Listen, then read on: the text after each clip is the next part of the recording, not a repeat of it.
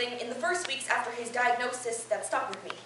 He was still in the hospital at that point, and I was visiting him alone. He looked up at me and said, "Insight is almost always a rearrangement of fact." Fact 1, I drank too much. Fact 2, I was desperately unhappy. And I'd always thought, I drink because I'm unhappy, but just then I shifted the equation, rearranged the words. Maybe, just maybe, I'm unhappy because I drink. Slam poet Shane Howley once said, "It is the curse of an addict to chase the thing that destroys you." Of the 15 million Americans dependent on alcohol in 1999, 5 million were women. Among them was Boston journalist Caroline Knapp, whose 27-year struggle with alcoholism ended just 3 years shy of her death in 2002. Through the story of her recovery, Knapp finds the humanity of this condition and asks us all to accept what can change us, what can redeem us, and ultimately, what will save us. Drinking, a Love Story by Caroline Knapp.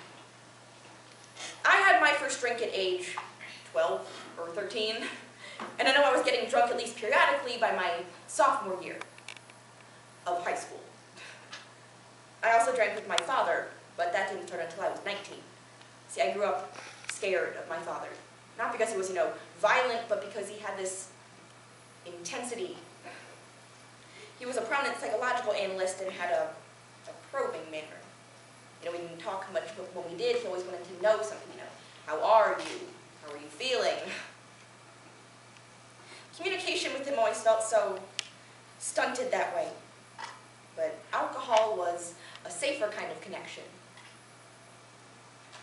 This may be one of liquor's most profound and universal appeals to the alcoholic, the way it gives you a sense of access to the world, of humanity. When I drank with my friend Sam during my 20s, there would be a slightly self-conscious 20 minutes or half hour, and we would ease our way into the drinks and the conversation, and the next thing you knew, it was 3 hours later, and we were in the middle of some deep talk, and I would feel right there, genuinely united with another human being. The ironic part is that alcoholic drinking by nature is solitary drinking.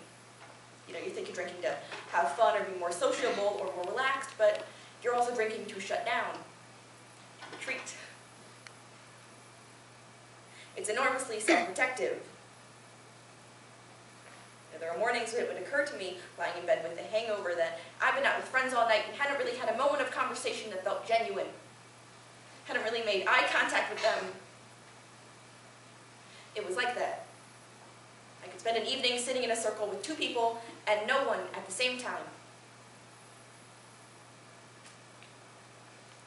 When I met Julian, we drank right from the start. Actually, when we first met, I thought he was an ass. See, one of our first conversations had to do with pâté, which he told me was probably terrine, which I then fact-checked with my mother, and even though he was technically right, he was still an ass. He was an art dealer, a man who appreciated fine things, and he looked like a new solution to an old set of puzzles. I'd watch him pour drinks and think, here it is, new life. Of course, my new life fell apart almost immediately. Julian and I were always fighting about our relationship. He was always doubting me, worrying that I wasn't doing enough to keep him attracted to me, that we were getting stuck in a rut. I clung to him because in order to leave him, I wished to form a vision of myself as worthy and valuable, and I couldn't. In hindsight, it's obvious that drinking was the real problem in the relationship. I drank and I lost control, and we fought, and we were miserable. I met Michael a few months after moving out of Julian's, and he was Julian's antithesis. Sweet, uncomplicated, probably the kindest man I've ever met, and I was like a sponge around him, soaking up that affection as though I'd been starved. But one of the sick things about being drunk and confused all the time is that a good thing can be staring you straight in the face and you really can't see it. I felt much with Julian the same way I felt with my father. Inferior, desperate for approval, and it was those feelings, so deeply familiar, that kept me entrenched so well beyond reason. And yet I was equally drawn to Michael, whose Kindness and affection tapped a need that felt just as deep. I was at war, and I just couldn't let go of either one of them.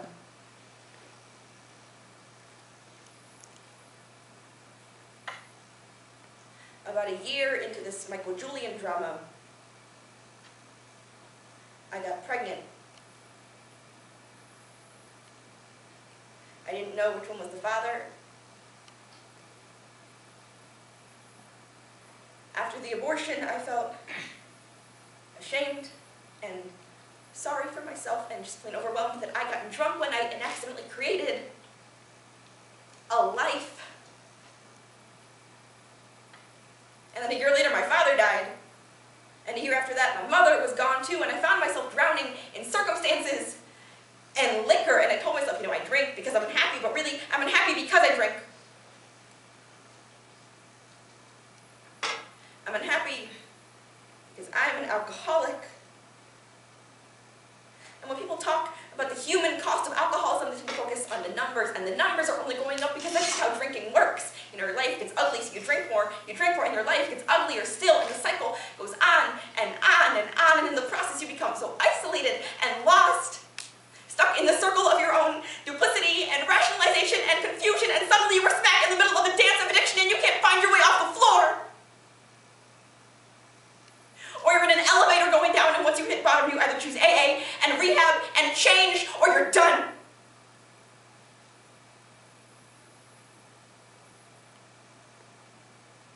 I chose AA because I knew it was time for me to catch up on the past 27 years of my life.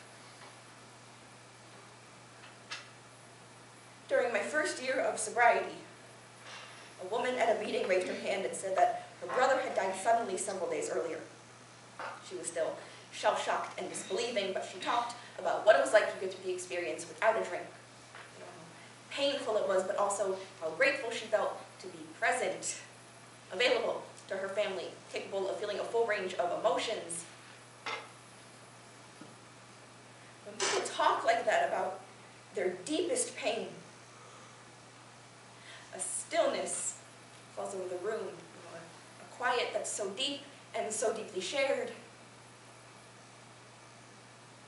That stillness keeps me coming, and it helps keep me sober, reminding me of what it means to be alive to emotion,